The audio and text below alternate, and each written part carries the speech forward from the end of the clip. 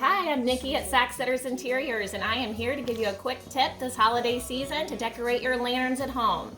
I have here a nice lantern, and I also have a battery-operated candle, which we sell here at the store.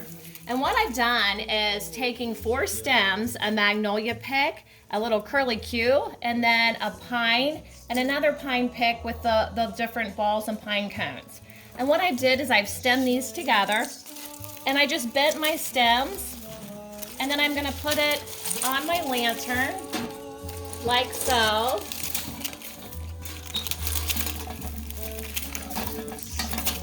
And then with that, I'm gonna just tie a bow, like so. It looks great, Nikki. Thank you. What a great design tip. Heck, that was all under a minute. Come and see us at Sacksetters Interiors.